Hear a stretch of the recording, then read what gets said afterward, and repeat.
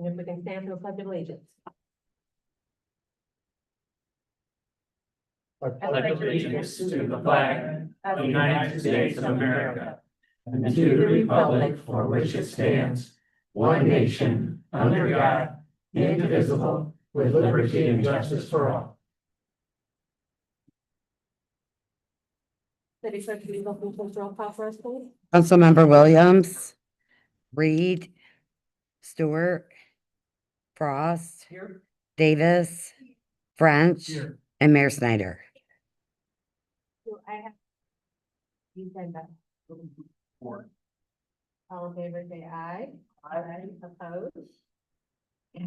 Public comments. If there's anybody in the gallery that would like to stand in the council, you may do so at this time because they will start an agenda item.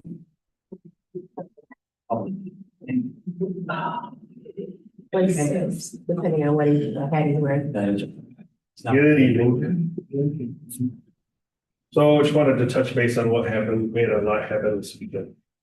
In regards to, we had, I'm gonna go back a week. So on June 10th, June 11th, we got rid of a block party that was gonna be taking place on that Russell Street. After that, we got several specific complaints about it. I made contact with that property owner. That lot had a condemned house on it. A lot to the south, it's private property, a lot to the north, is owned by the land bank. So that person decided, he was not happy with what I had to say, but they decided to not go through with a block party there.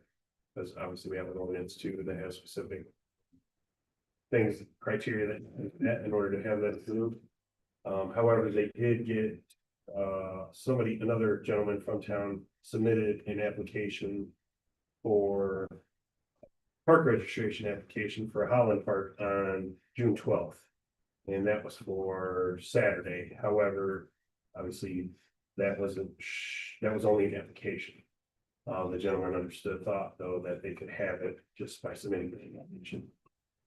So on Saturday, around 6 p.m., 6:30, we got word that Holland Park was gonna be pretty full. That they were gonna have a party there. This block party that was originally gonna be on South Dalrymple moved to Holland Park. So at 6:51 was the first loud music complaint that we had. And then shortly thereafter, by then, I'm gonna guess there was probably 200 people that ended up at the park. And at 8:13, we got a structure fire. So we had to break off from the park. We left one officer there, had to go to the structure fire. Once that was extinguished, they returned back to the park at 9:17. Started to clear it out. But from there, everybody scattered. Had a lot of reckless driving complaints, a lot of reckless driving we observed.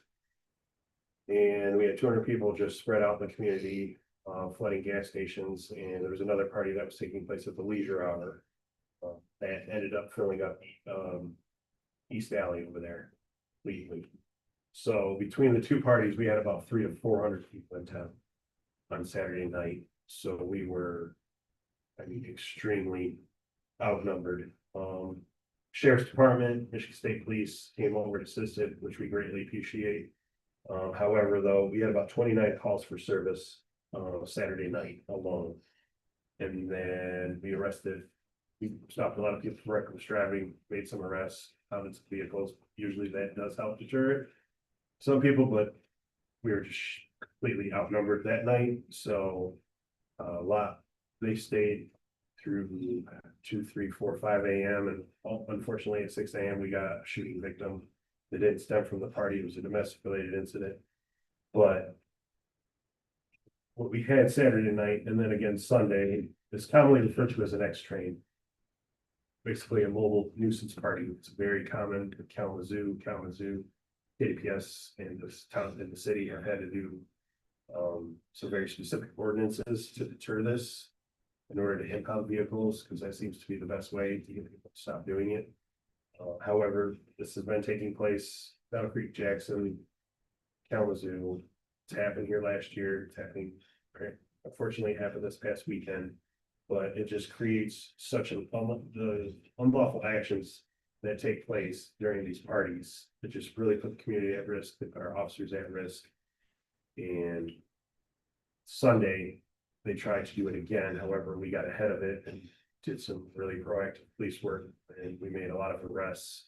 You know, we wrote a lot of tickets very early, and everybody was pretty much out of the city by 10 p.m., I think. However, the group that talked about running it back, having this party again, went to the bowling alley in Jackson County, University Lanes, which is just outside the city. So then at there, they had a party or a fight supposedly break out at 12:22 a.m. Jackson County called us for assistance. Our officers, other departments from our county all went out there, and then from there, they flooded into the city and stopped at about 8 locations and tried to do the same thing in town. However, Emmett Township came over, Tribal came over, Michigan State Police, Sheriff's Department were here again, and they helped greatly with that. So we were able to deter it a lot, and everybody pretty much got out of town by 1:19 a.m. So with all that, it is very helpless feeling. There's nothing good about this. So I think what we're gonna do going forward is really look at these permits that a lot, this just happens to be on the agenda today, whether it's a block party or somebody trying to utilize the park. And try to piggyback our ordinance on as far as penalties go for block parties, carry that over to the parks. Because it seems like that's what people are gonna try to do, is they're gonna try to utilize the parks as a point where everybody can come and meet up, and then they'll just move around town, and it's literally a game of cat and mouse. And a lot of it really puts everybody at risk in our community. I've gotten emails.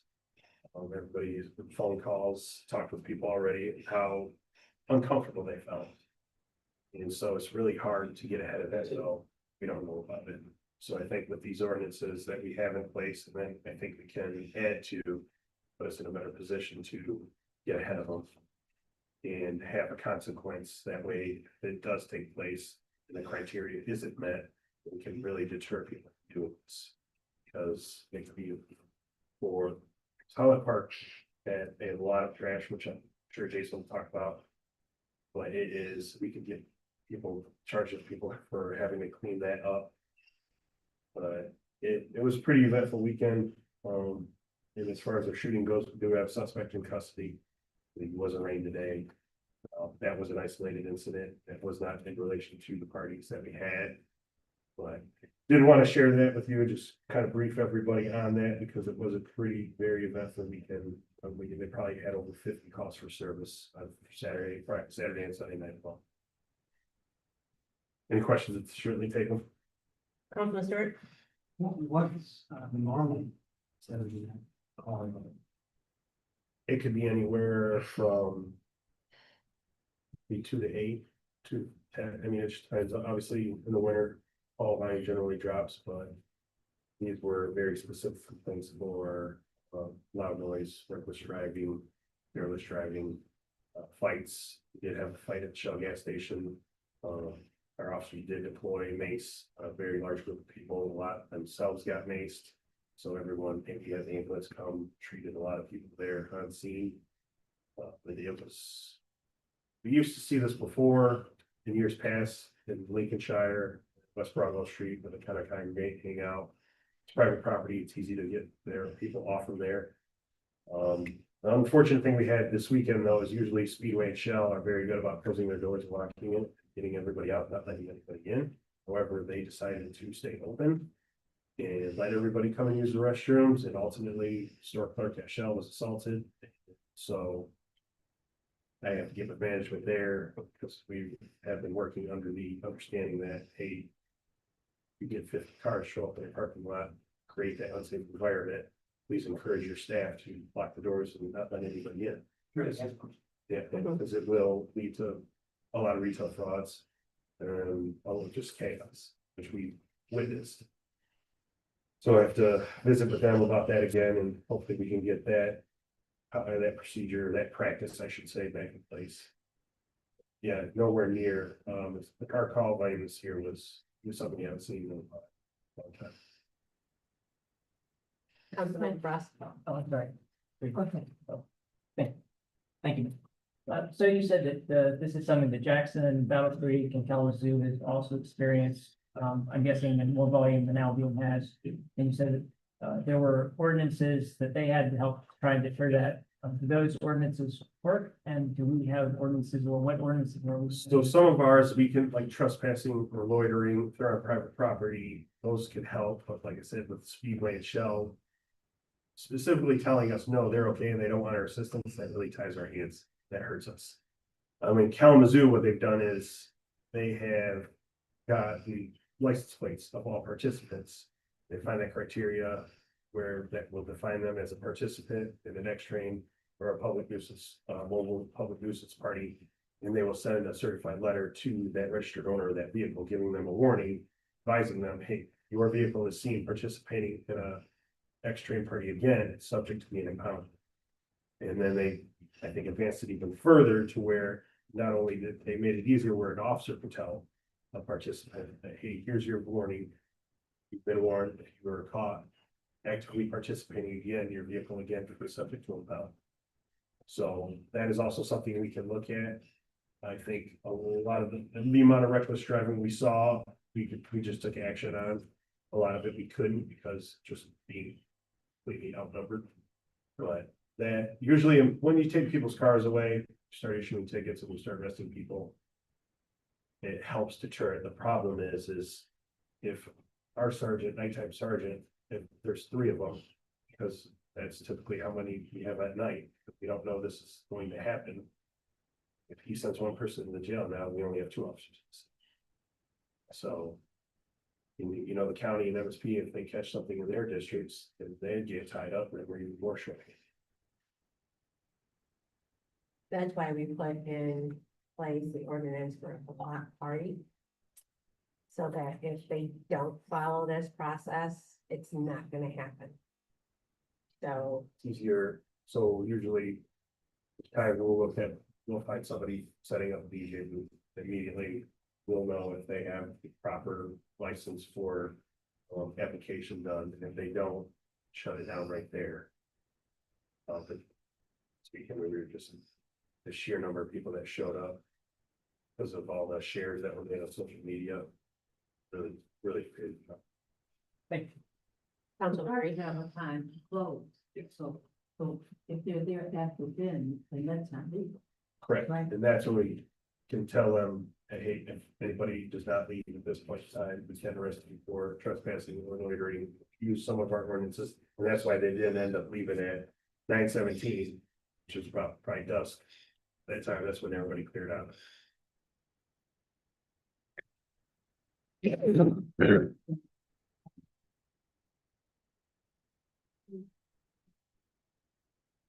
So then right now, the person who actually submitted the application for the park on for Saturday, we ended up arresting them for an unrelated matter on Sunday.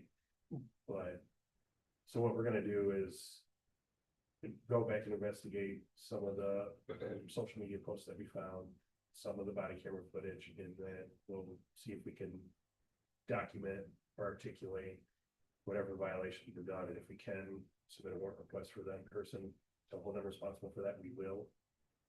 Like with the block party, though, it's more defined in our ordinance, say the park is, but we're gonna do, I gotta look at it a little bit further. And, but certainly if it's there, we're gonna do it. Are they gonna put up more cameras in some areas? So I think we have, yeah, we Yeah. do have more, we can always get, absolutely. I think it's just, the big thing is just the risk of this, it just creates so much risk.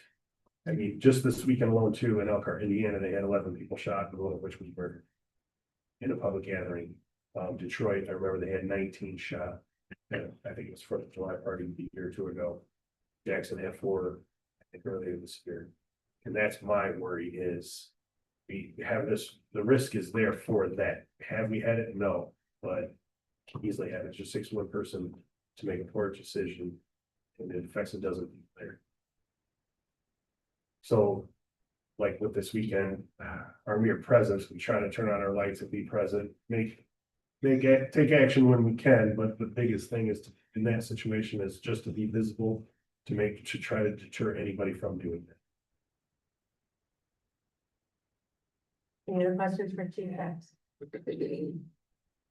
Our shift, they did a really good job this weekend. I came in Saturday and Sunday. A lot of people on vacation, so we're really showing you. Really appreciate how they reached out, everybody, like I said, in the township, tribal police, marshal, really helped us a lot. But sometimes there might, it's gonna come a time though where they're not gonna be available. It's just, Thanks. Thanks for the update. thank you. Bye. Consent calendar items. Do I have a motion to go through?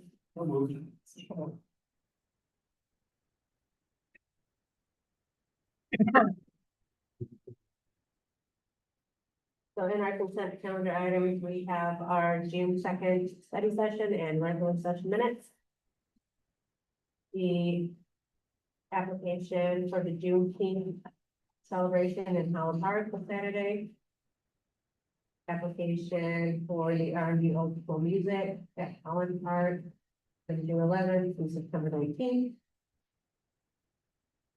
The application for difference makers at the park on August 1st. Application for the car show at McCullough Park on June 28th from 10 a.m. to 5 p.m. Well, it says the Hill Park closes. So as you know, park closes at dusk. That could be 8:30, 9 o'clock. The administration is requesting for the protection of property that it probably should close at 5 p.m.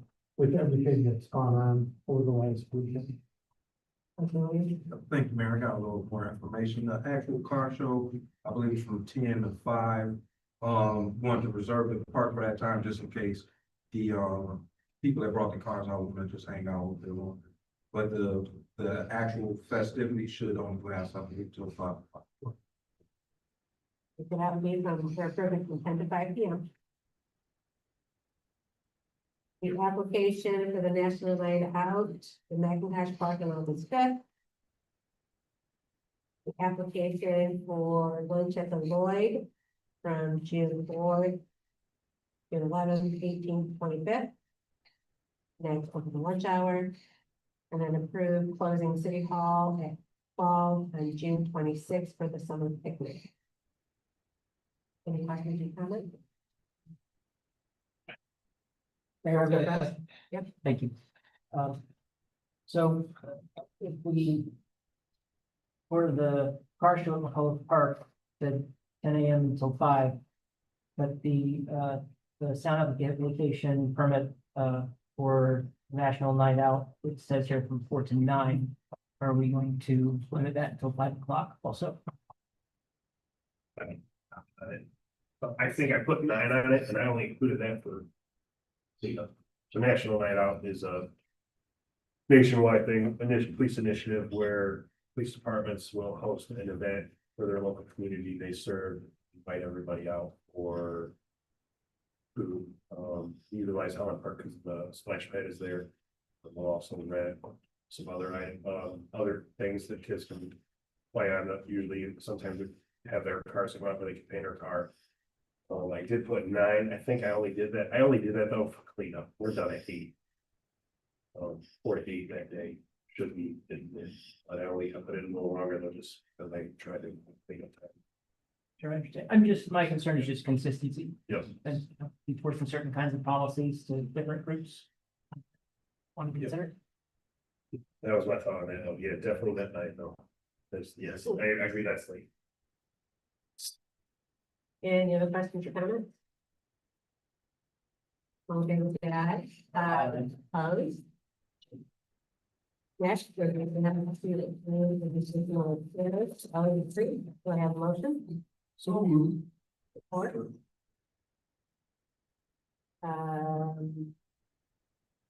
Director Hurd? Good evening, council. This is in addition to the repairs that you already authorized last month for Elwood Road. What happened was when they started grinding it down, they found out right where Copper Rock is currently doing all the construction for the Colson Group right there at Industrial Boulevard and Elliott, that the top 4-inch layer was pretty much disintegrated and leaving the base layer of the roadway completely exposed. There's a lot of heavy traffic going through there right now. There's heavy equipment and semis for all the construction, the upgrades. I believe it's a several $1 million upgrade that they're doing just to that parcel by itself. At that point, the paving company called me, told me what was going on with it, and said there's no way you can leave it with this traffic. I had them just finish it all the way to the end of the intersection. They had enough material left over to go over on industrial and then pave over some of the potholes that were there as well, from DD maintenance, so forth. After speaking with city manager about it, that's when we made the decision to go ahead and do this, because it was like an emergency repair. We just can't leave the base there to wash out, expose everything, so we had to finish up. This money does not come out of regular tax base for our roads. This comes out of the TIFA fund. It's like the previous expenditures did as well. So as soon as I found out about this, like I said, met with the city manager, finance director Clark after that, let them know. And today. Any questions for Director Kern? Yeah. Councilman Frost? Thank you, Mayor. Director Kern, I've got a question about like the original, I'm guessing the requested amount was $81,000. Was that $81,000 anticipated to cover the entire cost, the time that you requested? At the time it was requested, yes. And I see that there's somewhere around, what is that, $42,000? $42,000, yeah. So that was when they started milling up the pavement, and they saw that the rest of the top layer was just completely breaking apart and disintegrating. A lot of that, I think, is due to the lack of maintenance, but then also the heavy traffic of the dump trucks coming and going, particularly in that corner right there. Okay. So this is evolving, was unforeseen at the time. It was completely unforeseen. We planned to stop much further, and then, like I said, they just started coming up to where they were going to stop. It just kept going, it kept going. And then that's when they called and said, listen, your entire base is exposed, and this is all just gone. Okay.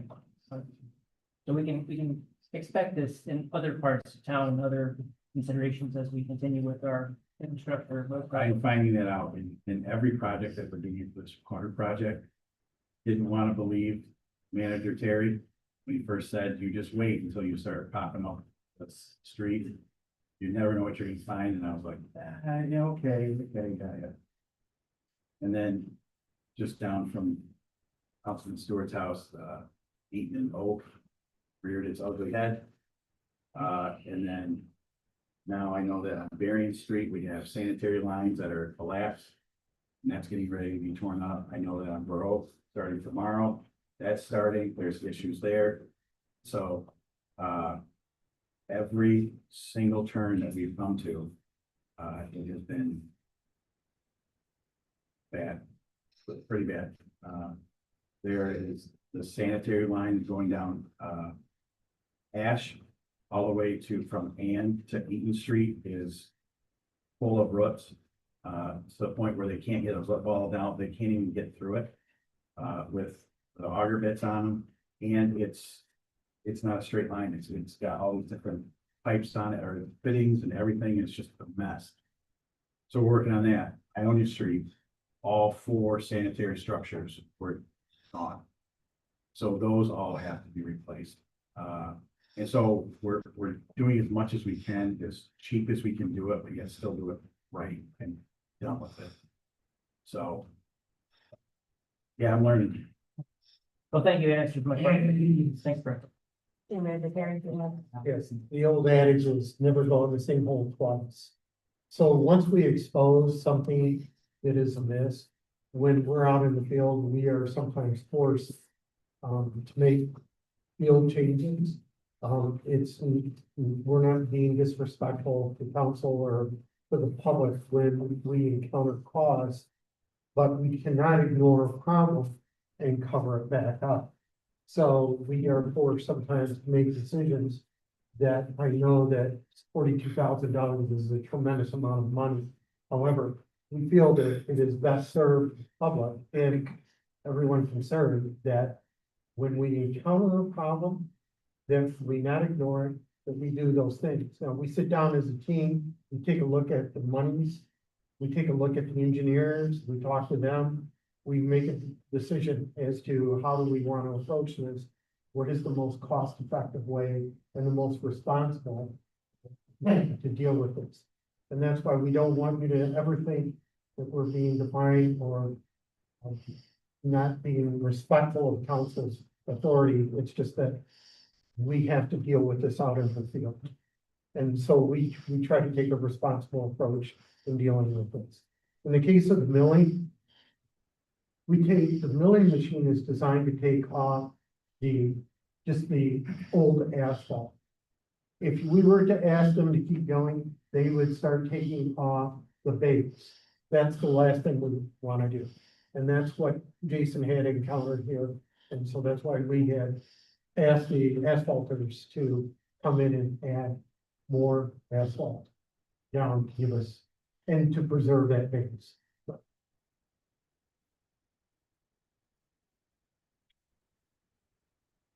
Any other questions for Director or City Manager? City Clerk Domingo? Councilmember Williams, Yes. Reed, Stewart, Frost, Davis, French, and Mayor Snyder. Next, applications that are in your packet for Christie Field for the EDC and Jonathan Agmentaro for our public safety pension fund. Do I have a motion to approve? Support. Do we have Mr. Agmentaro here? You want to come forward, please?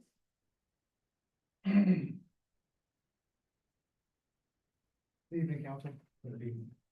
I just wanted to say thank you for the opportunity, to you for the public safety commission board.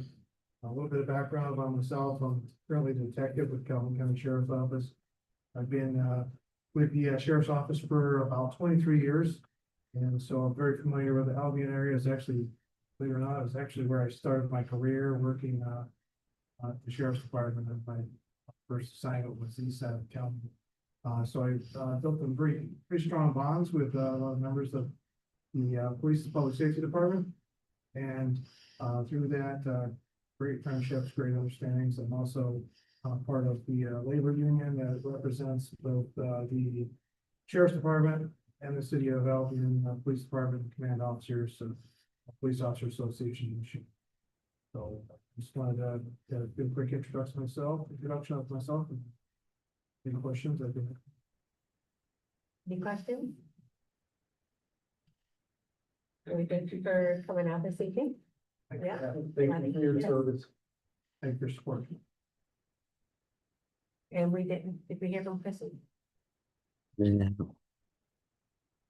Do I have a motion to adjourn? What do you do? Oh, we got that? City Clerk Domingo?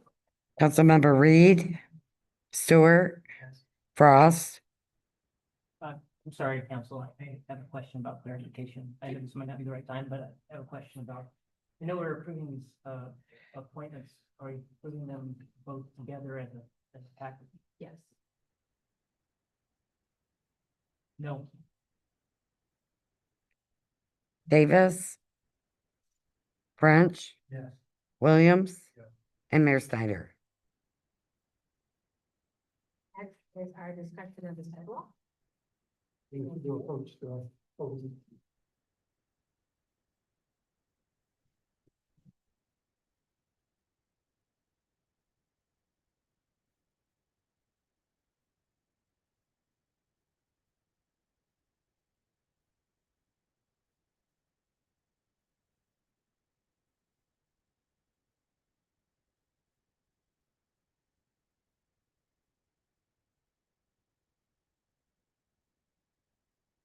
Madam Mayor and members of council, on the agenda tonight was a item agenda of sidewalks.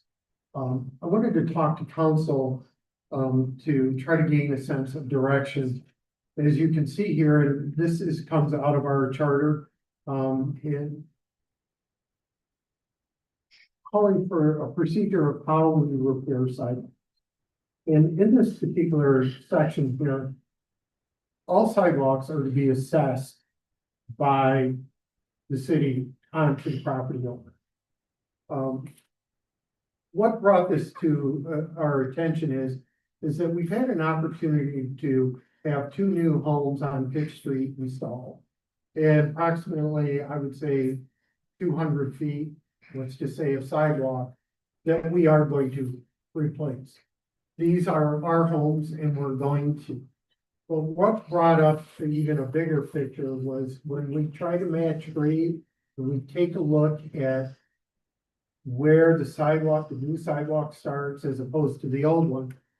One of the problems on Fifth Street is in certain places, and this is throughout our whole town, there's no sidewalk. Absolutely none. So taking a look at our property owners and the need for sidewalks, the safety of safe passage, the city administration is looking for a little bit of direction. We have in the city 54 miles of streets, so the assumption can be made we have approximately 110 miles of sidewalk, approximately. So as you can see here in the section, this, when it comes to sidewalks, there's only one way to pay for it, and that is through special assessment. We don't necessarily think this is a fair and equitable way or a responsible approach because, for one thing, to go through a special assessment process takes several public hearings. It takes an engineer's estimate. It takes the assessor to review those numbers, to send out notices, things like that. Now, it would take us several years to replace the sidewalks, even if we started tomorrow. However, in talking with our DPW director, Kern, we feel that there's an opportunity here to take a look. Now, even with the requirements of major and local streets, there is a requirement that over a 10-year period, we are to spend 10% of those funds on non-motorized improvement. Signs, or most of the time it's sidewalks. That's a non-motorized improvement. Feeling the urgency, especially with, we are going to fix the sidewalks on Fitch. However, think about this. I'm not so much on the south end of the new house, but on the north end, there's sections that don't even have sidewalk. That did have sidewalk at one time. So doing a quick measurement, approximately 500 foot, looking for a little bit of direction here. Do we just fix the sidewalk in front of our house, our property, and stay with the current plan? Or do you want us to work as a team to try to come up with another way of addressing the sidewalk problem? Because it is a problem. And I see it as somewhat of an urgency. I think Director Kern feels that our infrastructure is also an urgency. It's just hard seeing something that's broke and we're not able to fix it the way we want. I can't stand walking by something and seeing it broke. So I'd look for direction, your thoughts, or pull back the reins on Doug. And I also would ask Colin to put me in the right direction too. Mayor Pro Tem Fred? So do you want to do the history, or you shall I? Well, Be careful. Many years ago,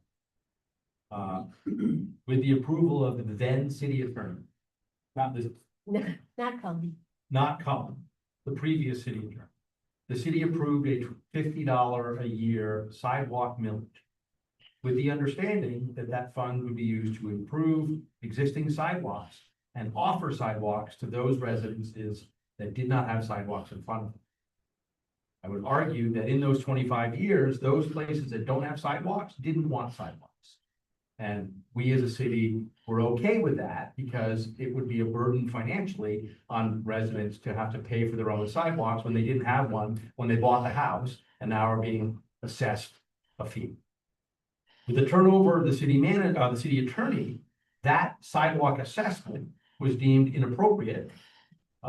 Because individuals who paid into that assessment for many years never saw an improvement on their sidewalk. So that practice was stopped. That's where we are today. So I agree that I would like to be able to improve our sidewalks. The challenge becomes what is considered fair and equitable to residents who bought a house and at a price of $1,000 for 20 feet, maybe. That can be a burden financially. And so in an effort to be fair and equitable, I'm not sure what the answer is. Do we? Wait, Go. So, you know, I discussed this with the city manager, and I mean, everyone in the room here knows that the sidewalks are in roughly the same condition as the streets in the city, so I mean, it's not lost on anybody that they need to be fixed. And when I discussed with the city manager, he let me in on the issue with matching the grading and the difficulty there. The problem that I think we face as a city is, I'm all about consistency in how we, apply the ordinance. And so if the city wants to spend the money, city money, to not only put in the sidewalk for these properties that are owned by the city, and then the rest of the sidewalk on either side to the block to make sure the grade is level, that's fine. You can do that, but I think if you do that, you're gonna have a great deal of difficulty enforcing an assessment, fixing sidewalk 2 streets over. I don't think you can do it for parcel A and then not parcel B, because, if Joe Blow over on the street over hears that the city replaced it for no charge, he's gonna be like, why am I getting assessed for this? So I understand the problem. But, my concern is consistency in the application of the order, like, the attorney in me is we either do it by assessment. Or we change the ordinance to say, maybe say the property owner has to put in the initial sidewalk on their dime and the city maintains it thereafter. You can do that. But if you do it for person A, person B is gonna want it too. So we have to have some degree of consistency in how we're gonna apply this ordinance. We either need to apply it as it is or modify it and apply it as it is, but apply it the same way to everybody. Councilman Stewart. So you alluded to 10% of funds that can be spent on non-road. Major local streets too. And as far as, I have no idea how much money that is, but is there any way we can use that money? And I'm backtracking something for a second. Seems like the assessment method of fixing our sidewalks is not doing it. Well, there are no assessments going on. So we have a lot of things like that going on in Albion where we have some decent roads in place and some decent processes, but they're not happening for one reason or another. And in this particular case, I think the assessments, sidewalk assessments aren't happening, so they're not bearing fruit. And I wondered, is there another way to do it so that we can, I'm wondering how much money is out there in what we're getting for the application. Could we, as a city, assume responsibility for sidewalks in some fashion instead of having homeowners responsible? And I agree with you, it's gotta be across the board. But I'm not sure if it's those two things. I Something we can explore. can tell you from my experience, it's usually been one way or the other. Usually either the homeowner puts it in when there's a new build, and then the municipality maintains it thereafter, or they do a special assessment. What Dr. French was talking about from councils past, I don't think the former council is really familiar with the concept of a special assessment versus tax. A tax is, you take a little bit of money from everybody and fix, everything in the city and it benefits everybody.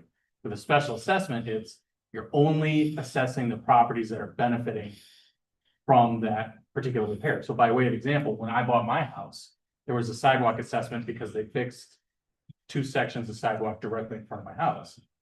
You know, when I brought that to the city and I said, you know, you're gonna have homeowners, and it's gonna be 3 houses that are in this special assessment district that are getting hit for, you know, several $1,000s to fix the sidewalk, and the council at that time was, oh, no, you know, our constituents are gonna hate that. I'm like, oh, I understand that, nobody wants to pay money, but you know, you can't necessarily have a perfect new sidewalk and not pay money. So it's usually one way or the other, though. That's been my experience. We either, I mean, and that's the reason there haven't been special assessments going on, is because the previous councils have didn't want to saddle their constituents with those high construction costs, because I mean, I can, and I think we all know as homeowners, you're probably one of the most expensive things you can do, whether it's to your home or your driveway or sidewalk. Masonry work is not cheap. I would also say, in those prior conversations, and I think Councilwoman Reed will attest to this as well, the generations of inequity in city expenditures on our city's infrastructure in some sections of our city created this inequity. And so where the people are most vulnerable to a $3,000 assessment, they're least likely and able.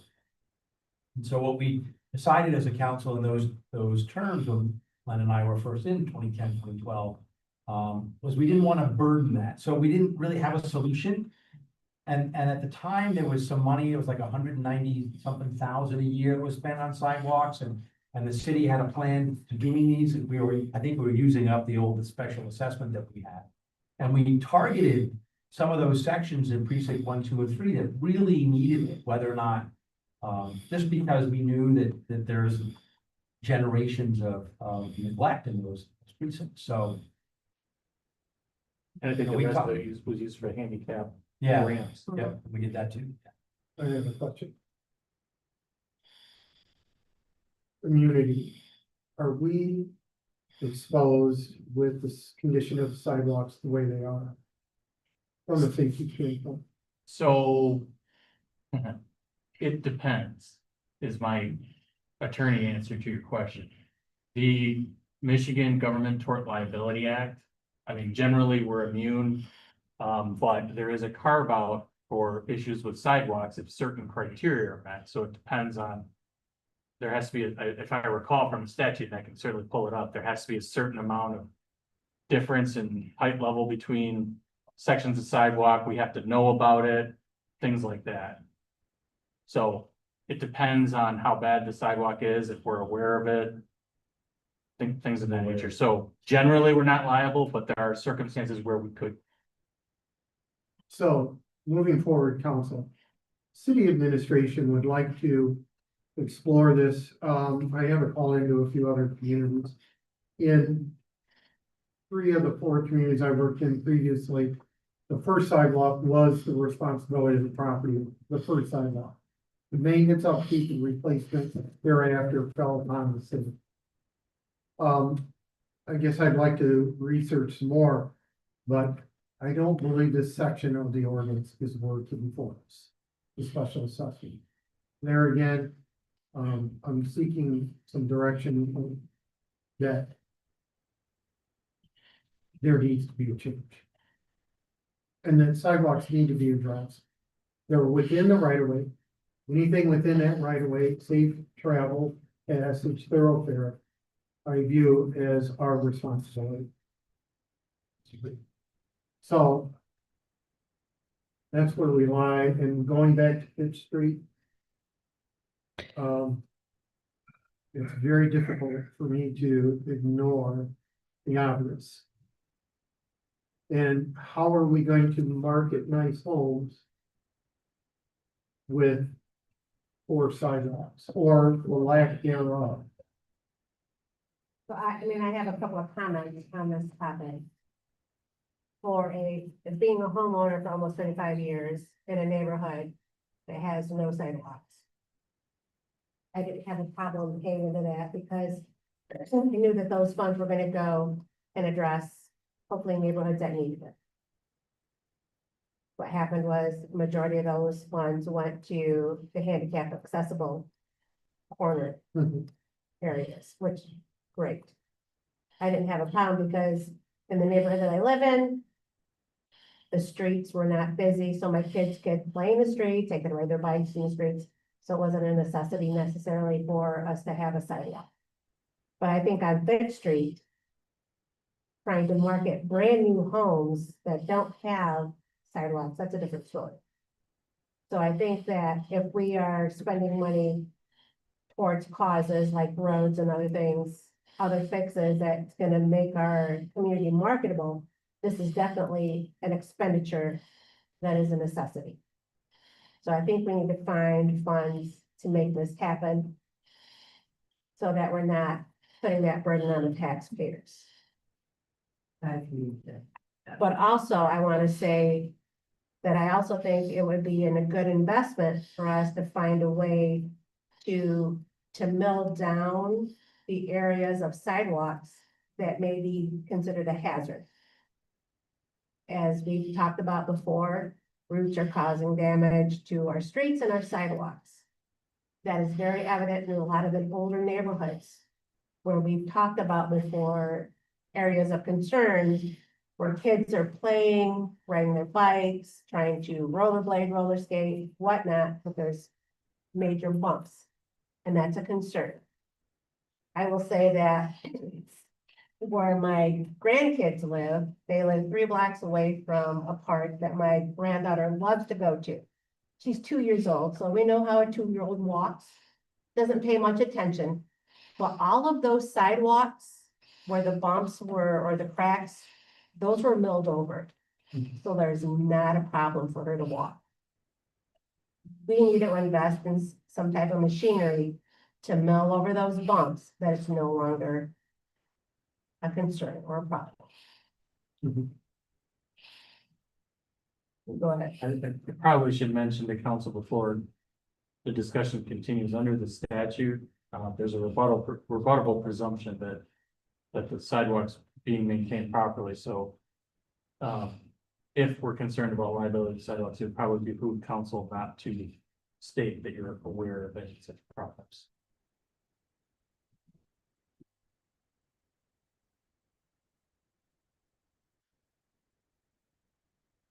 Councilman Stewart.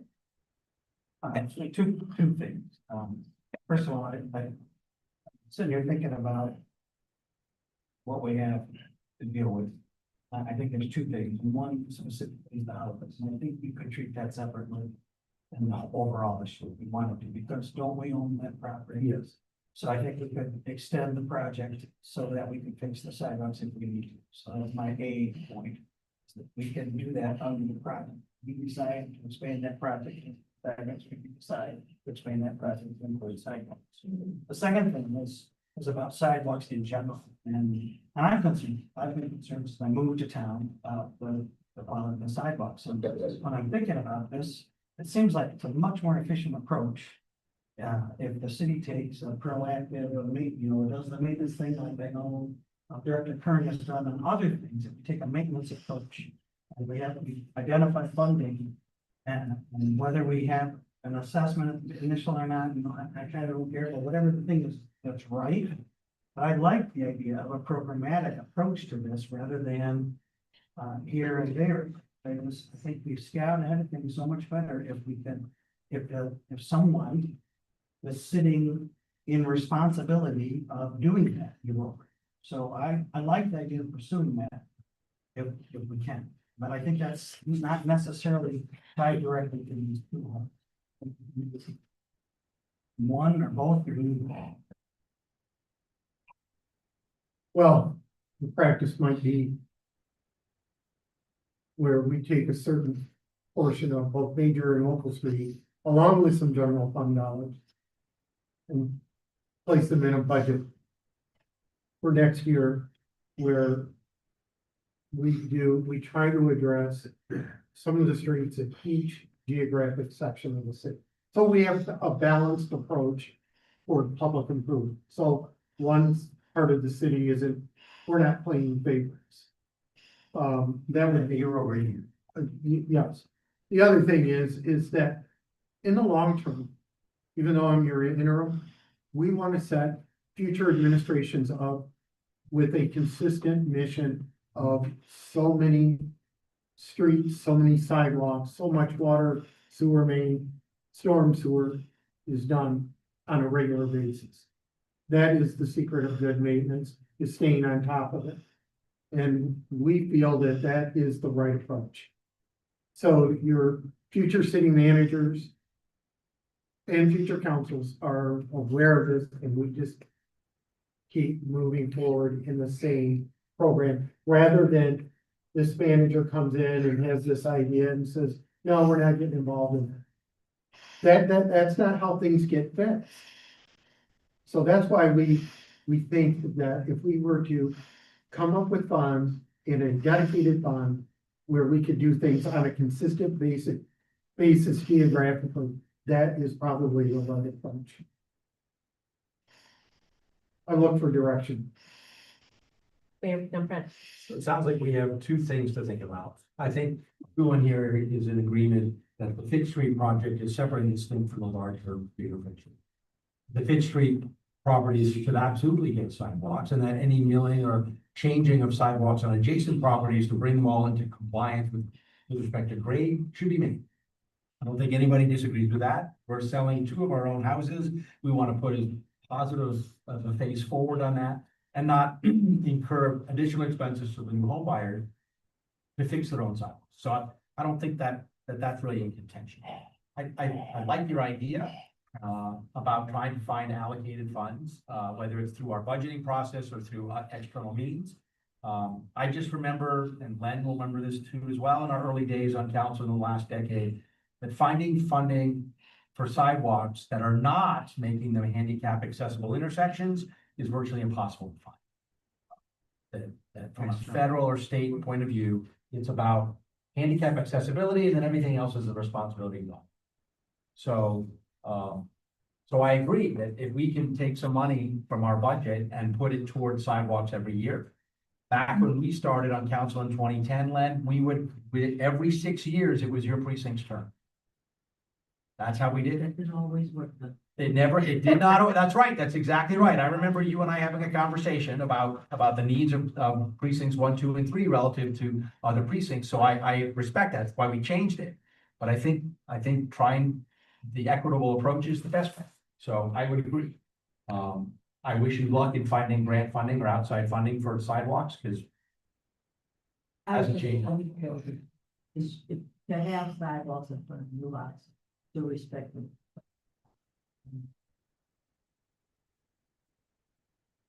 Thank you, Mayor. Yeah. Um, And I think we all can agree with Mayor Pro Tem Fred, so. We will try to come back to council with a finalized plan going forward. We would hope that council would, and future councils and administrations would adopt and be consistent carrying through. Just one comment regarding the finalized plan. One thing that we haven't discussed in terms of some of the reasons for the unleveling and things like that.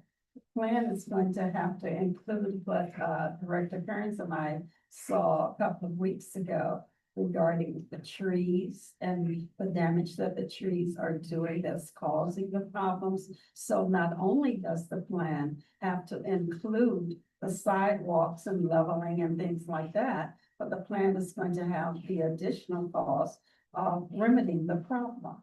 And remedying the problem could be cutting down trees as well, which is an added expense. Well, we are a tree city and we do respect presence of trees. However,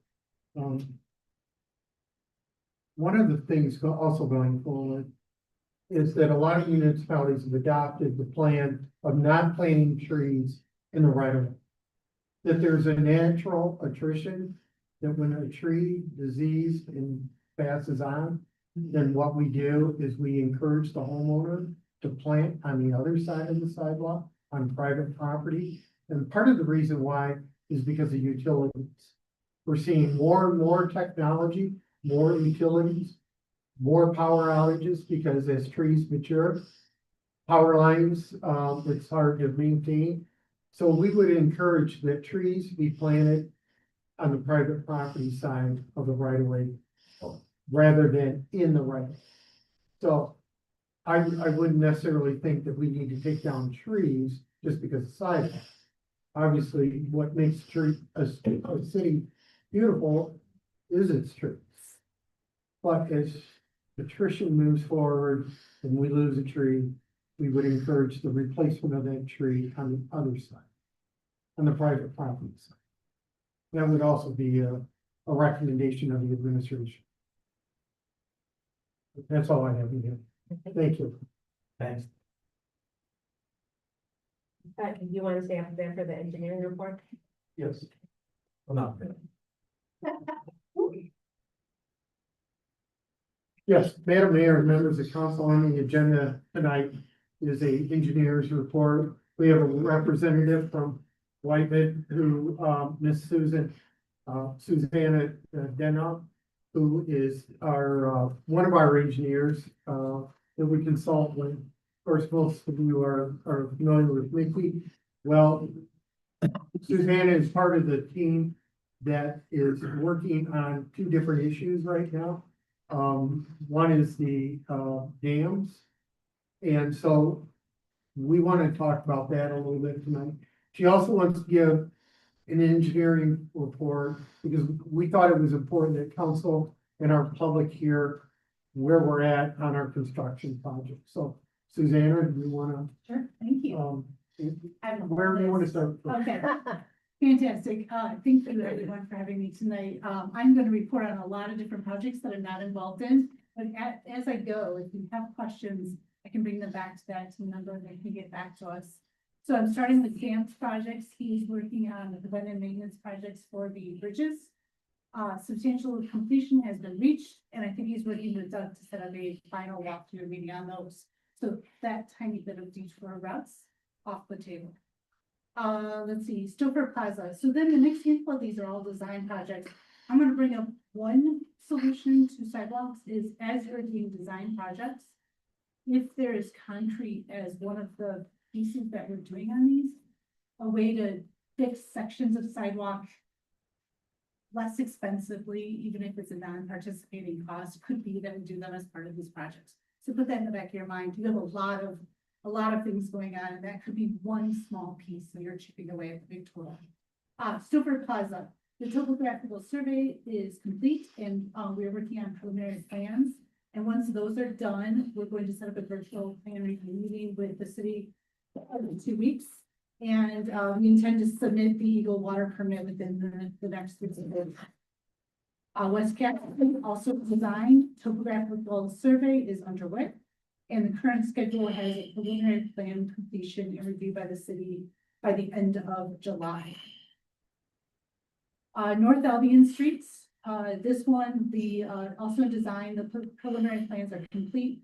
And the intention to submit for the Eagle Water main permit is also in the next 3 to 4 weeks. Dean Hoagland is also designed. Preliminary plans are complete with the intention of probably submitting it in the schedule for the water main permit.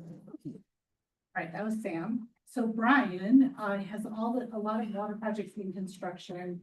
Contract A is with the water treatment plant, and currently we're in the procurement stage. Submittals for shop drawings are being submitted. And so the thing is that we're going to order equipment and then probably start construction after Labor Day, that phase. Contract B is the water storage tank. And if anybody's going to drive through there and check out the giant foundation, that's where my heart lies. It looks amazing. I saw photos. The foundation is in, it's 153 cubic yards of concrete. That is no small feat. And they're preparing the foundation walls, and they expect to pour those on Wednesday, June 18th. Always weather permitting for concrete work. Contract C is water main, just the transmission main to the new water tower, South Ionia, North Berrien, and West Broadwell. The water main's been completed from Clark to Brooks and down to Michigan Avenue. The contractor is waiting to make the connection at Clark Street until the Michigan Avenue detour is no longer in place and to lessen complications. The water main and water services are complete on South Ionia between Erie and Oak. And the contractor plans to work on the storm sewer installation and replacing the sanitary manhole next week. followed by roadway grading, curb, sidewalk ramps, beach abandon restoration. Perfect time to fix them. Contractor plans to move to Bering Street when Ionia is completed, anticipated, mid to late July. Good. All right, contract to use the water main, East Michigan, North Easton, Austin, and West Broadwell. Currently we're working on East Michigan Avenue, and all water main and services have been installed. The sand subbase is installed, compacted, and ready for concrete base.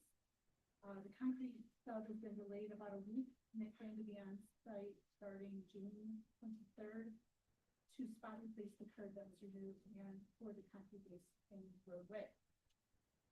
Asphalt paving will follow the concrete base once the concrete has obtained required strength, and that's 3 to 7 days.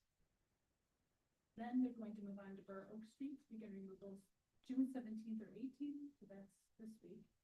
Boring and jacking of the railroad have been tentatively scheduled for August 1st. All right, contract B is the water main. And they're currently working on Ash, South Eaton, and Ann. Water main and services are complete on Ash from Superior to South Eaton, and on South Eaton from Ash to Irwin. Water main construction began on Ash from South Eaton to South Pearl. Curb and gutter, sidewalk ramps, ag base, and restoration have been completed for the Ash Street South Superior to South Eaton. The contractor is hoping to pave Ash from South Superior to South Eaton mid to late this week, so the end of this week, and not sure when. Maybe the tongue twisters. Construction has slowed on South Eaton, as we've discovered some soft subgrade soils. They need to be excavated and replaced with sand. We're currently working with the gas company to see if they could lower gas services and are working through negotiated pricing with the contractor for this extra work. The contractor will also be replacing the sanitary manhole at the intersection of Oak Street soon. They're going to continue water main installation on Ash from South Eaton to Ann, and from Ann from Ash to Erie Street.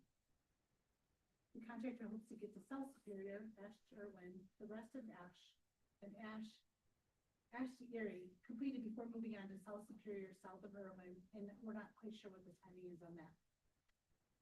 Are we good on those water mains? I don't know that I can repeat that. All right. Water services is contract F.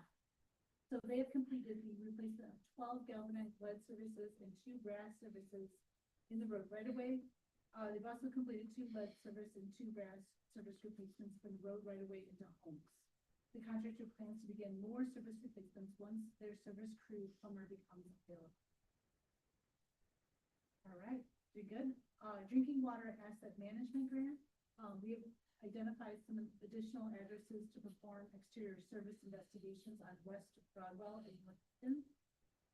The contractor is not provided a schedule, but should be in town soon to perform these investigations and be notified. I'll let them know when that's happening. The work is completed using vacuum excavation near the right-of-way line at the curb stop. And Whiteman is currently working on updates to the water system 20-year capital improvement plan to identify water system improvements recommended to be completed in the next 20 years. Once the capital improvement plan is completed, Baker Tilly will perform a water rate analysis to determine what rate increases will be required to support those improvements. Keep going on. You guys are doing so many things right now. There's a lot more to be done. All right, finally, I have something I can actually speak to with some knowledge. The Albion Dams Removal Project. Since I was here last time, we started speaking about splitting this project into 2 phases. 4 dams are removed under the phase 1, and 1 dam is removed under phase 2, with the investigation into should we abandon mill rates. Since then, since our last year, we've received $1.7 million in construction from Eagle Dam Risk Management, and we've also received $300,000 from the Great Lakes Fishery Trust. So congratulations on that. It was a drop in the bucket, but we will not say no to any of that money. We're going to find more. All right. So on phase 1, we are working to complete 60% plans by the end of this month, and then hoping to get those back over to you guys for review. And then we're also planning to submit to Eagle for this permit. This one is a little bit more complex than a lot of Eagle permits we do. We expect a lot of back and forth with them, even though we spent a significant amount of time preemptively having conversations about how we're addressing different parts of the project. So it's good to take away.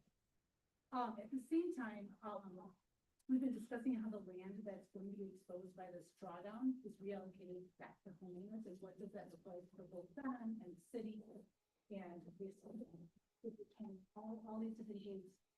We started meetings, we brought in, one of the surveyors on our team that is expert in riparian, property rights.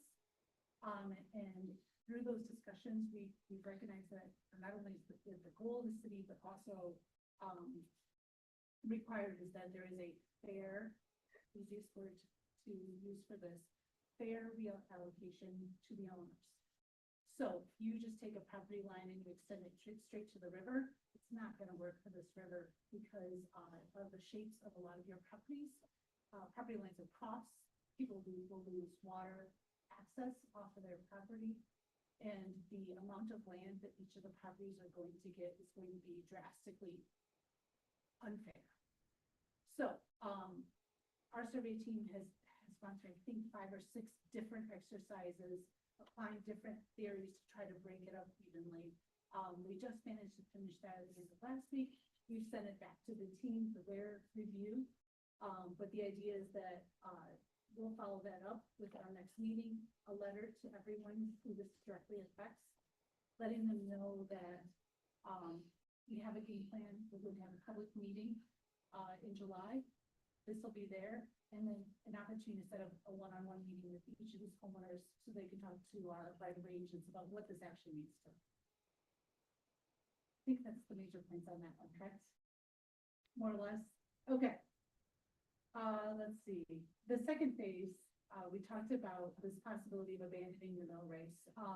We know that that is a huge, huge change both to what it currently looks like for people living in that area or people that live in the city. What we're trying to do is address future infrastructure needs. And if we can eliminate some of them and increase safety and decrease floodplain and all the things that increase floodplain and decrease effects from being in the floodplain, all those things, we want to see a win-win. So the same thing, at this public meeting in July, we're going to have the preliminary plans out, gather feedback. We're going to come back to council. We'll be looking for your recommendation that this is the right path forward or it's not. So that will be a hard decision to make. We're going to do our engineering guidance, but that is not taken into effect a lot of other things that are in play. It really, and a big part of that started out by so many questions at the last public meeting about what are we going to do about Linden. I kept saying, oh, that's not part of our project. Well, I made it part of our project. So, at least. Wow, let me talk. Yeah. So that was a big part of this, and it made me stop and think, well, Mickey's gonna get a phone call in about, however time frame it is, where we're done with all these projects we're speaking of, and one of the next projects is going to be Linden. How are we going to answer this question? Did we remove one of the options that would make that a better, safer, road for the people that live there and the people in the community? So that's our approach, is to give you a very unemotional, factual, money-based, safety-based, floodplain-based presentation, and then hear all the feedback coming back from the people that live in this area. So I think we can mention also the date has been set, unless there's any controversy on that, of July 23rd. Is that a bad day? Yes, it is. Is it a bad day for you only? For me. Okay. Oh, of course it's, well. That is, we'll talk beforehand. Okay, that sounds great. So definitely, any feedback, please share with Doug. Feel free to reach out to me. Thinking about all these things that you're trying to take care of, and if we can get some of those things off the list, that's yes. I had a question. So how can you, with watching anything about what's going on and how it's affecting the water and. Yes, very similar situation as to what is going on here, as far as you've got concrete that is holding back the water like a backfill. So in our case, we're looking at that piece of concrete and it's in pretty poor condition. Eagle has pretty firmly said, please take care of it by fixing it or take it out. You know, we're down to taking it out piece. Concrete sounds like there's a slightly different perspective on what they want. I believe that is a privately held dam. So it's a little bit different as well. It's, you know, one owner essentially that has that need, but they're looking at, repairing it and keeping it in service. Now, after the Victory Park, Mm-hmm. when they removed that, I know they were also talking about in Concord, the water is going to, Drastically, yeah, move in Drastic. like this. yes. Well, what happens to all of those? The landowners, the walls, The mill races, The, what, the mill races. okay, if everything starts moving in like this, you Yes. got all of the system on the outside.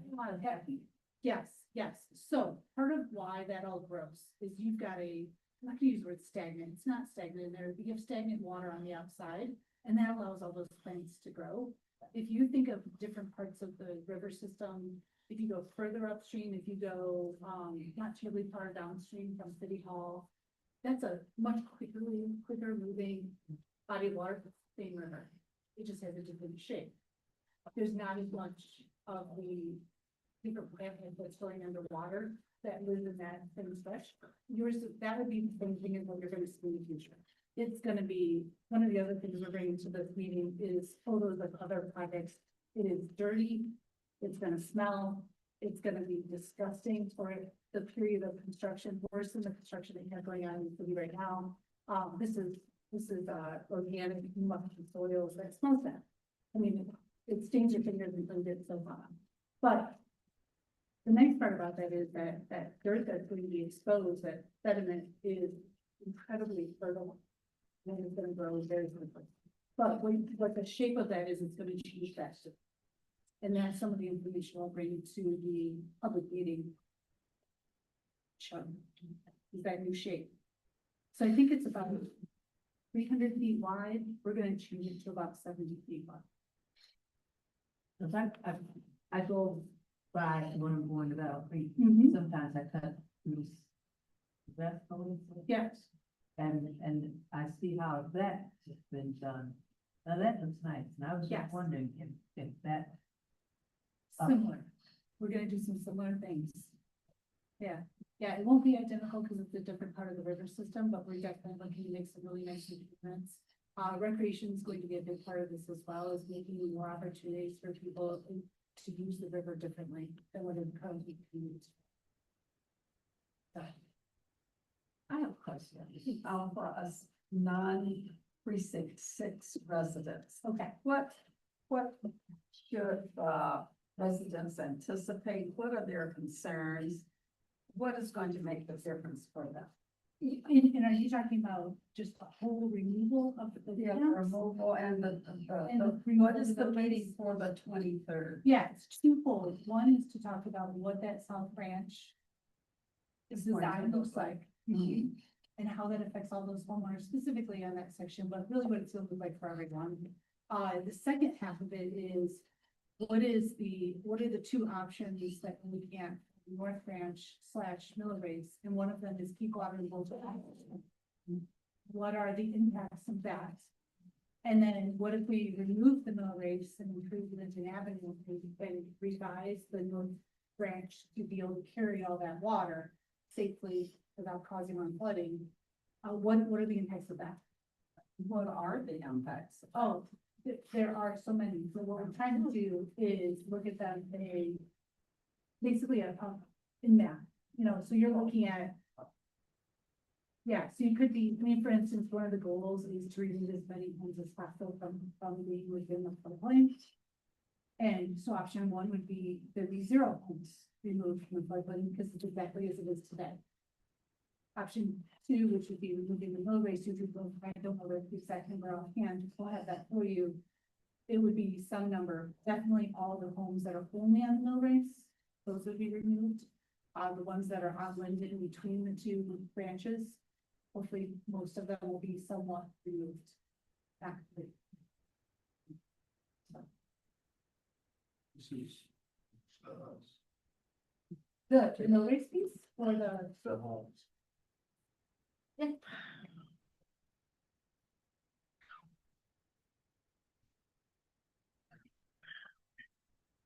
Madam Mayor and members of council, just a little bit of background. Mill races were developed years and years ago. That's why we used to have what they used to call lumber mills or grist mills. So as our country grew, we used water power to develop our cities. Some of these mill races were hand dug. Some of them were by natural geological events. So we, as a state surrounded by water, have some natural rivers flowing through, and we do have an abundance of mill races.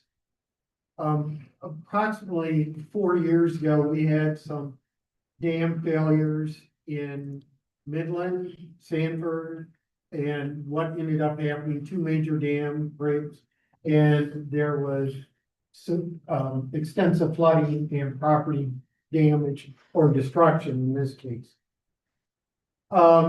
For years, the Army Corps of Engineers, working with EPA and the federal government, Games and Wildlife, have thought that what we should do is restore waterways to the way they were naturally and geologically established.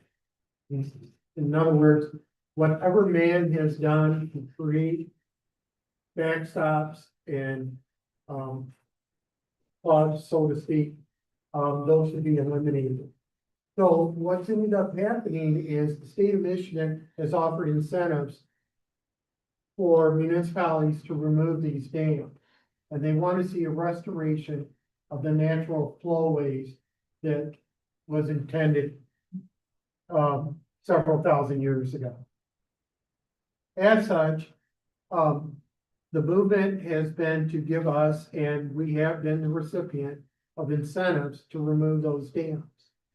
This is not unusual for us. This is what is being done throughout the entire state of Michigan. They are giving us monies to remove that. There will be people that want to be on the water. There will be other people that want to see their property grow, and it will grow because we're taking the water away, putting it back into the Kalamazoo River, and other people would say, well, I like having water on excess. This is why it's a very sensitive subject, because some of them and most property owners have since bought long before those, or long after those mill races were established. So this is why we're bringing this to council now, is that we are the recipients of the grant, but we need to talk to our property owners to make sure that we have their complete buy-in. We need to explain to them the science and the reasoning of why the geology is going to change in our community. And so I've asked Susan to come here tonight for the two purposes of giving an engineering report. And just to let you know that this could be an emotional topic for some property owners. We want to be sensitive to that. We want to recognize that everybody has a say in this community. And we think that you, as the decision makers, are going to have to decide on how we proceed going forward. Now, in the case of Concord, which I know somebody close lives near there, that was the big weekend news. The boards and some of the concrete had given way. So you had a mill pond, and so you drive along 60 and you see this beautiful land of water. Well, remember, that mill pond was, and the property owner was the grist mill. It was the original mill property. And that's what it was for. We used the water to turn a wheel to grind wheat. So I guess after a series of years goes by, things erode, they fall, they come into disrepair. And so the community was very sensitive. Their village council meeting the other night was standing room only and even outside. It was a very emotional meeting, so.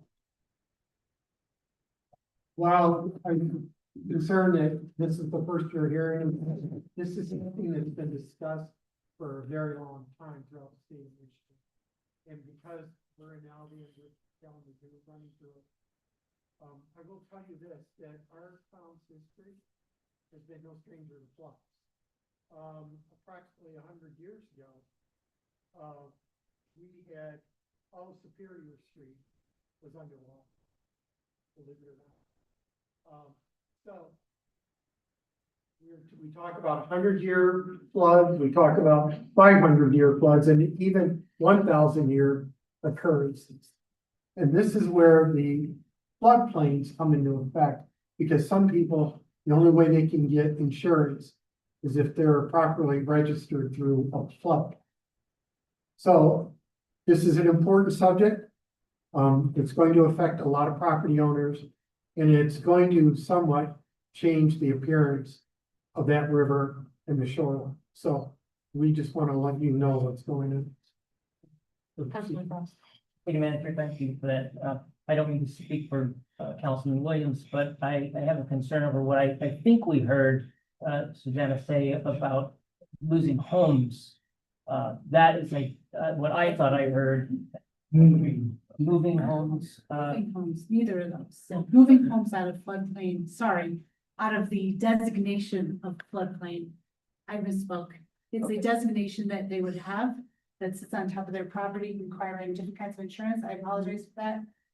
What I meant was that designation would be removed. I'm sorry. So that was Yeah. the mill race homes, they would no longer be in Correct. floodplain. Yes. Okay. Correct. Yes. I'm so sorry. Yeah, we thought we was getting rid of houses like that. Oh, God, that is not what I'm so sorry for misleading you on that. That was not. And that'll probably be, by releasing money to homeowners. Yes. Because living in a floodplain, when my daughter tried to buy a house on the river. Yeah, astronomical. Yeah, it's terrible. I'm so sorry for misleading you on that. I skipped words. Any other questions? Yeah, that was my concern in terms of relocating, moving home. Moving designation. Moving the designation of floodplain. Okay. All right. Yes, thank you. I have one question. Just could you restate, moving on? Sure, the audience is anyone. The two groups that are going to receive the letter saying, hey, to come to this meeting will be the homeowners of Lyman, Lincoln, South Branches, and the mill rate. Everyone else will be notified just like they have before, via Facebook and the website, and everyone can vote. And really two updates. One is here's where we are with 60% set of plans for the South Branch and the renewal of 4 dams. The second piece of it is here's 2 ideas on how to handle the North Branch mill race piece, and it's keep water in both channels or abandon one channel and just put it in the North Branch. Thank you. No problem. Which is,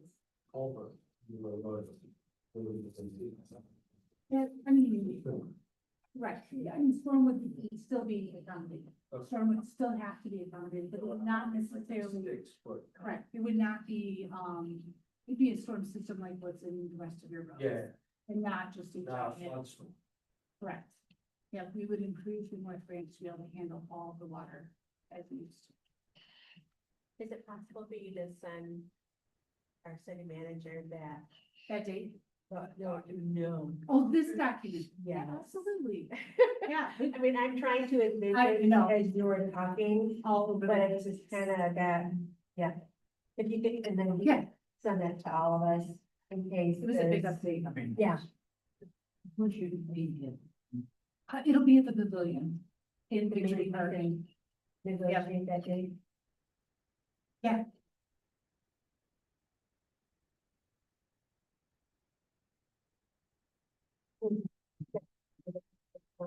They're all like. Yes. The other day we were looking at 23rd is Wednesday and 24th was the second day. I can do the 24th. I come Wednesday from my conference, go to my funding. You can do it the 24th, I can be. That's probably pretty important. Yeah, I think it would. Okay. I'll double check with the rest of my group as well, so he gave some from, yeah, so stay tuned at that day until I verify. All right, and then we'll probably put together a little flyer that can be. I think you can call me about that. Any other questions? Thanks for coming tonight to give us that update. It's very, very important for our residents to have that information. Because the rumor mill just flies and until we can have that hard information in front of us. Tell them specifically how it's all gonna. You're about to get license. Yeah. Thank you. Thank you. All right, lastly, we have an application for a block party at 912 North Clinton. Do I have a motion to approve? Support. The manager did.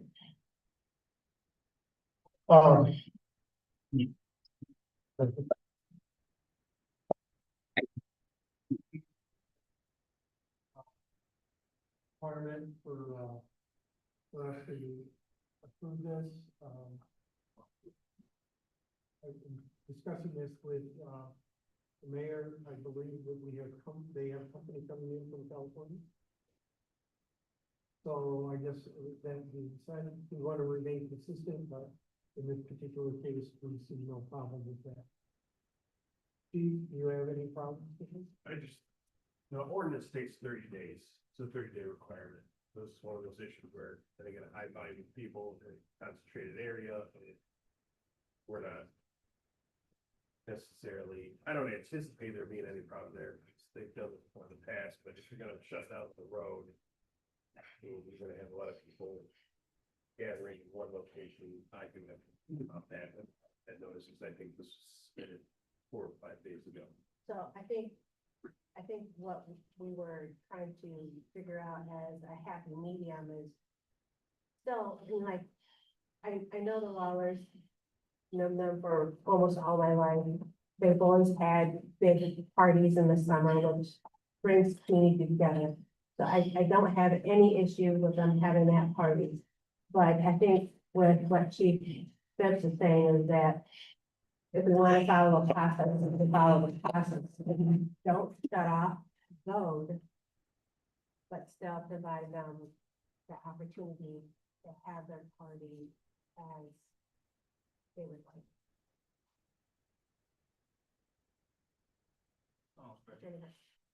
So, I mean, just legally, the way that the ordinance is written is it says an applicant must, uses mandatory language, must submit a completed application for a block party to the city at least 30 days prior to the date.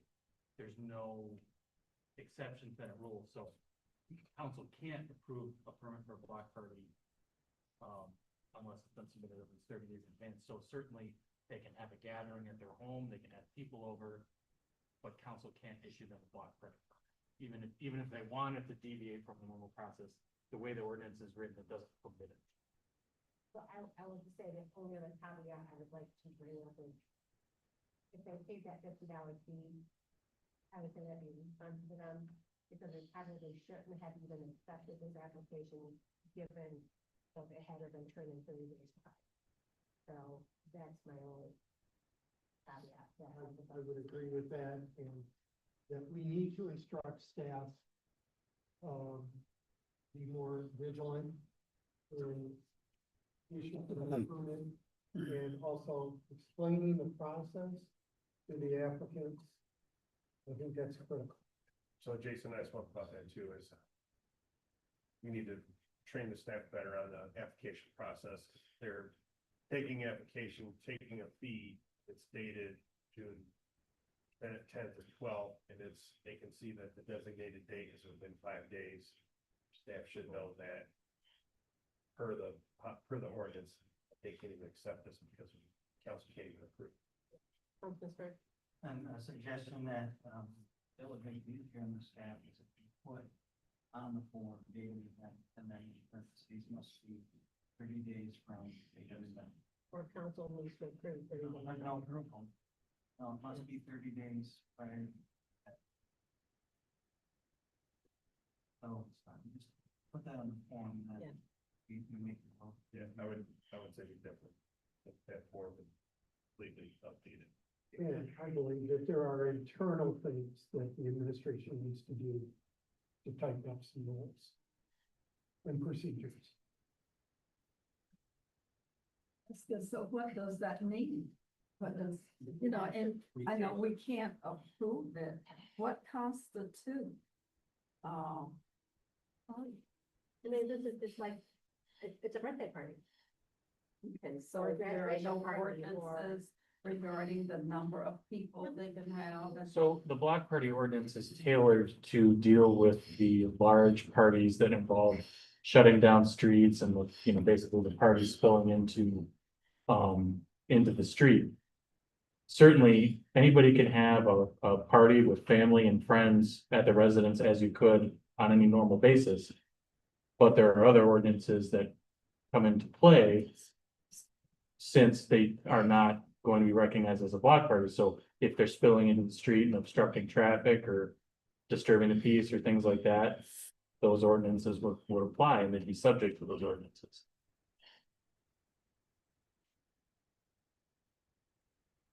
Thank you. So, no, we have to take a vote on this. City clerk, do we know? Councilmember Stewart, No. Frost, No. Davis, French, No. Williams, Reed, and Mayor Snyder.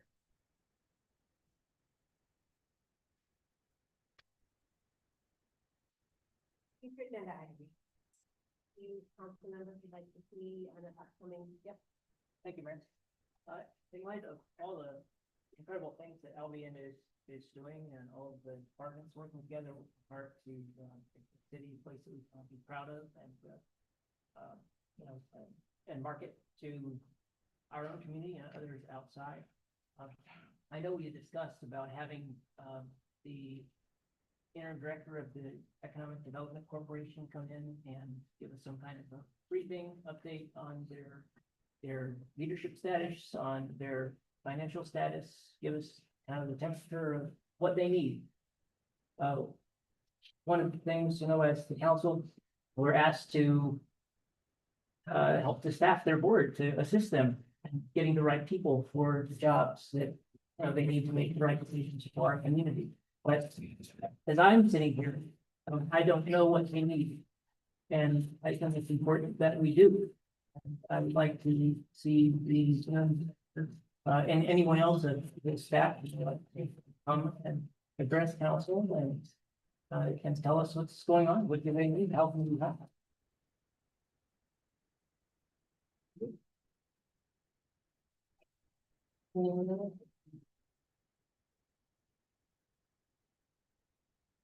Public comment.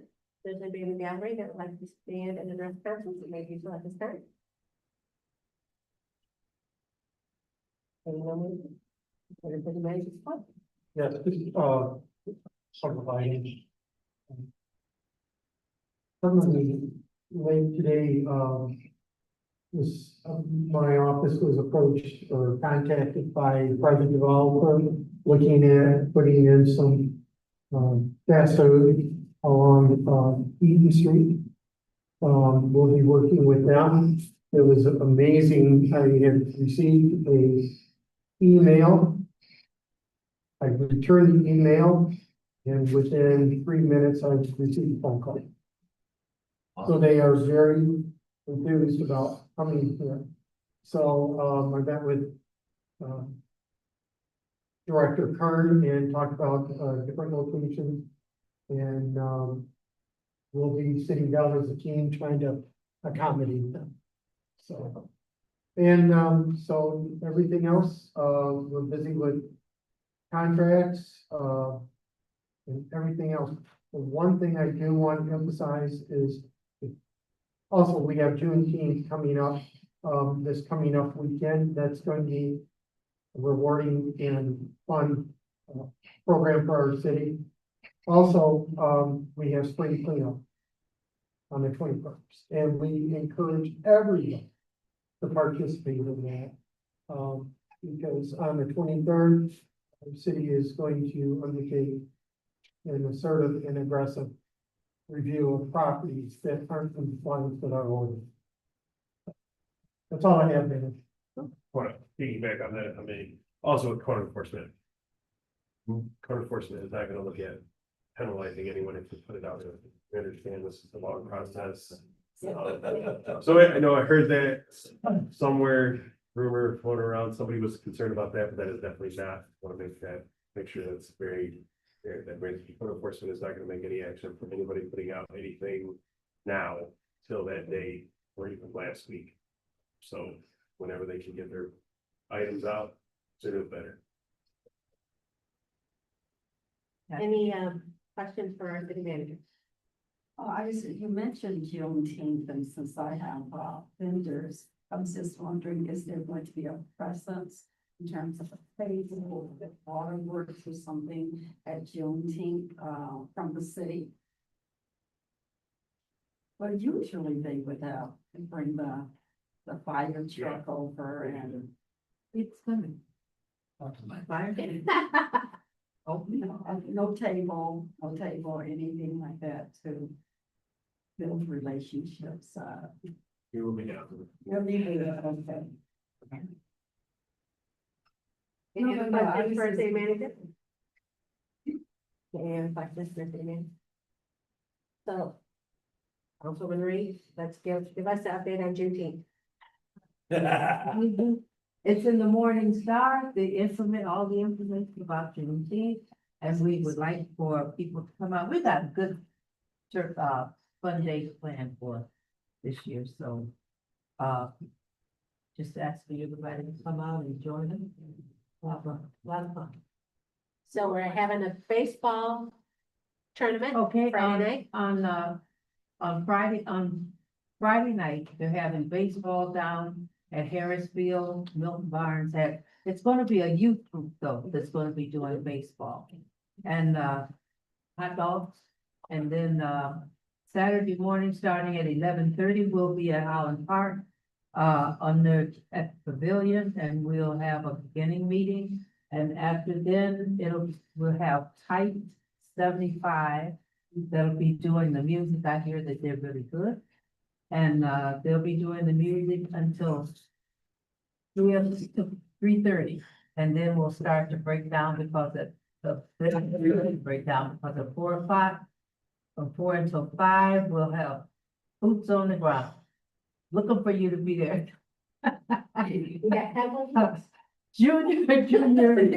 Junior was out and he was kind of practicing with his kids, and it was really nice.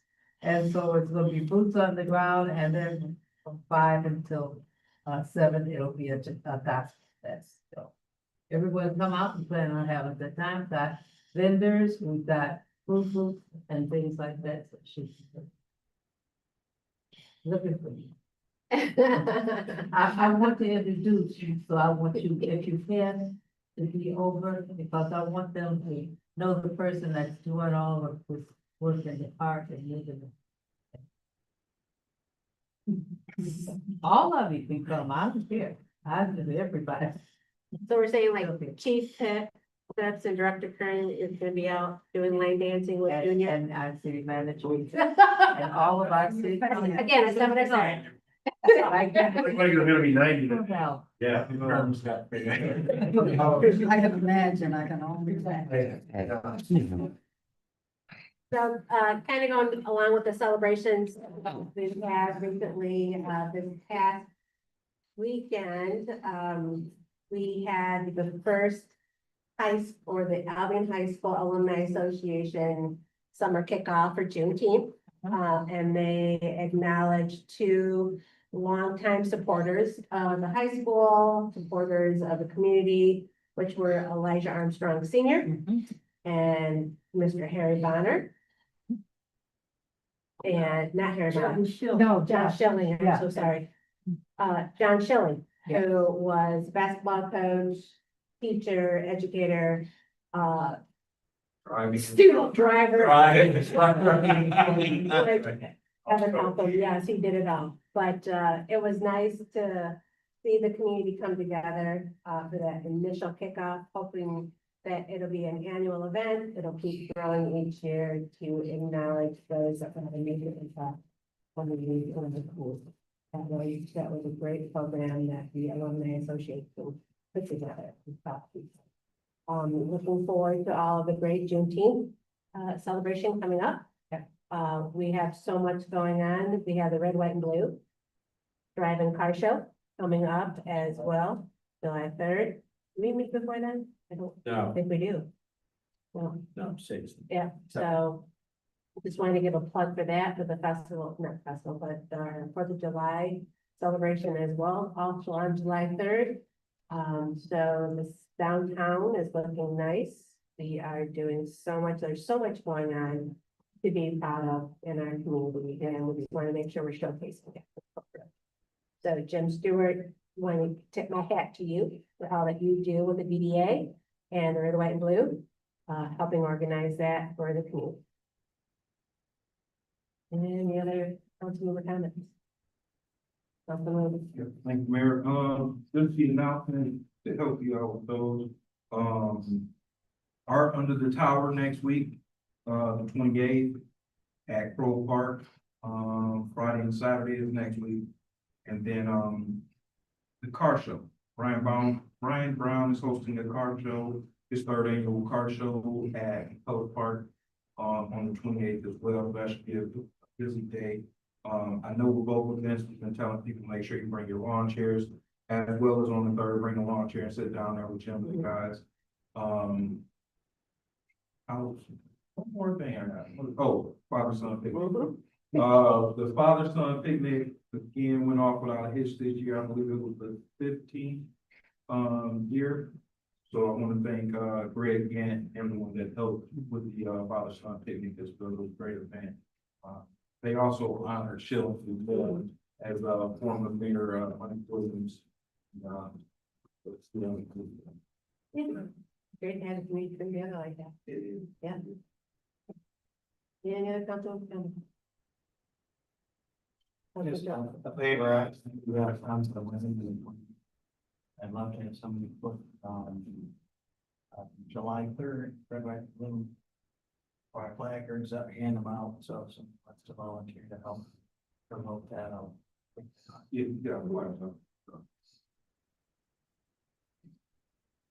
Any other council member comment? I just regret the night sentiment. I don't know. That's